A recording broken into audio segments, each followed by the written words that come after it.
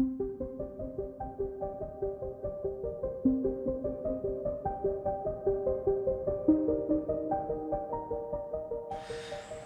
morning.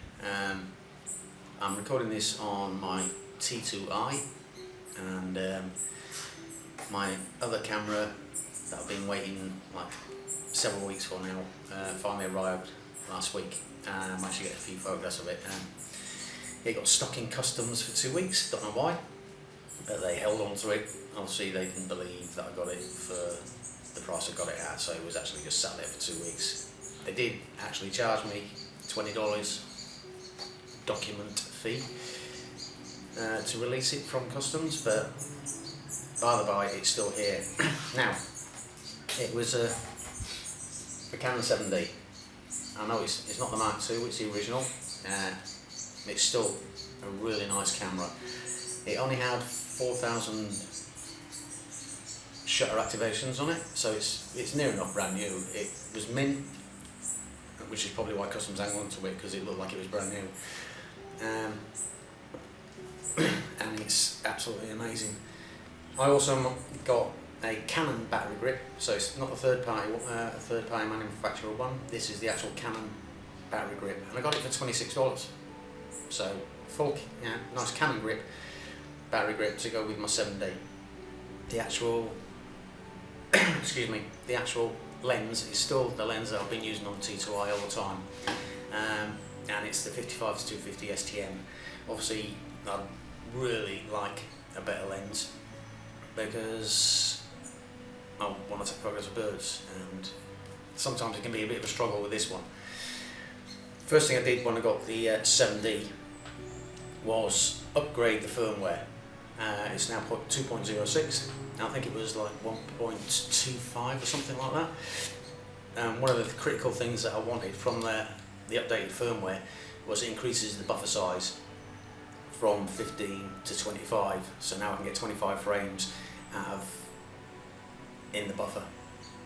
So it'll fire at 8 frames a second, and now I can get 25 frames in the buffer. That'll give me a 3-second stream of shots I can take. Excuse me. And it makes a whole huge difference to what you can capture. I've noticed that I'm capturing more things than I did before on the T2i. The buffer on the T2i was only like 6 frames, and it was only like 3.7 frames a second, so it was really slow, and the buffer was tiny, so it was hard to get a bird in flight. With the 7D, that's completely changed now. I've got this like 3-second buffer that I can play with, and I'm getting more than double the amount of shots. But actually, I was getting 6, I'm getting 24, I'm getting four times as many shots now than I used to be able to do with the T2i. Now, the battery grip and the 7D came to under $250. So, and this is like, it feels professional grade, it's heavy duty, it's got everything I want from it. And I'll show you a few photographs anyway as we're talking away, but this just feels amazing. Not a mark on it, it's mint. I'm just loving this camera. I don't know how much better the actual Mark II is, but for the moment I'm really happy with this. This is everything I wanted from a camera at the moment. The only thing I'd want to change now, if I could, would be the lens to give me faster glass. I'd like to get a sort of like a 2.8 or an f4 at like 400 or something like that. This is like minimum aperture of 5.6 at 250. So sometimes I struggle to get photographs, but as you can see from the photographs I'm going to start showing you now, you'll see that it doesn't do too bad. And these were all shot with the 7D, so I've got 5 photographs I'm going to show you that I've shot this week so far with the 7D.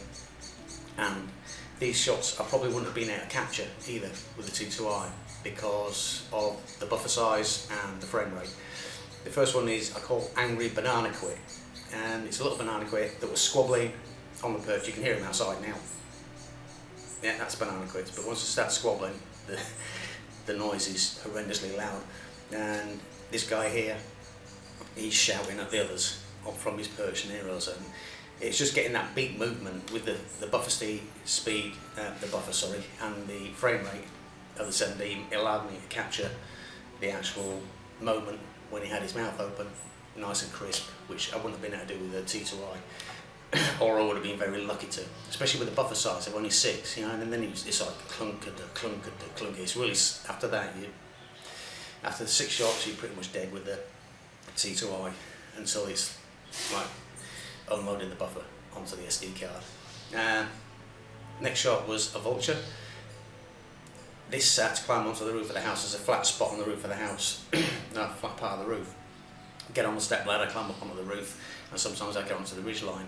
Another one as well where I normally end up trying to do it with the T2i, and it ends up like the vulture sort of being near enough overhead, so you get a really flat view of like just straight up view of the vulture, and sometimes it's not as appealing. But I managed to get this more side on because the frame rate of the 7D helped a lot there to get more shots in, and I managed to get a crisp shot as the vulture was at a lower angle. Admittedly, I was high up on the roof, so I was getting sort of close to near enough eye level as it was like gliding in. The next one I got is a kestrel, and this is at the top of a monstrous palm tree just outside the house, and I actually climbed up onto the roof, pulled the step ladder up onto the roof with me, then climbed on the step ladder again to get closer to this, excuse me, to the kestrel. So it probably wasn't the safest thing to do, and I had the 7D as well, so that's an extra £3 in weight probably on my arms, as I'm trying to balance myself on the top of this step ladder to get a photograph of the kestrel. But again, the frame rate on this and the buffer size really helped because the palm was swaying left about, so the kestrel was moving around quite a bit. Not physically moving, but it's just that sort of motion, the motion of the palm, top of the palm tree moving around, and I managed to freeze the kestrel up there, so I was pretty happy with that. And the next one, oh, this was lovely as well. This is a morning shot. You get sort of like a migration of egrets coming in from meadows near the coast. Yeah, they see them fly past our house or over the top of our house and head inland a bit further. I think it's just like, obviously there's more cows and meadows over like towards the mountains, but they head in like just after sunrise every morning. So, and I managed to get this shot, this egret, with this, the sun was like making a beautiful colour of the cloud behind.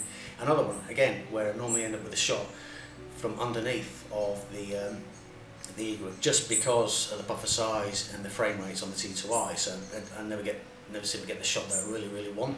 But with the 7D, again, the frame rate and the buffer size allowed me to get one more of a side-on view, and also while he was flapping his wings. So it's the 7D, the X7D is making things a lot easier. The pictures themselves, that's just as sharp. The T2i is just as good, I feel, sharpness-wise. I've got like DxO pure raw as well, so I don't worry too much about ISO. I'll let the ISO go to 3200, and I would do on the T2i as well, because I can use pure raw to like reduce the ISO, so that's reduce any noise. So I'm not worried about that. But the 7D actually just makes it easier to get shots that you really want, where I would have struggled with the T2i.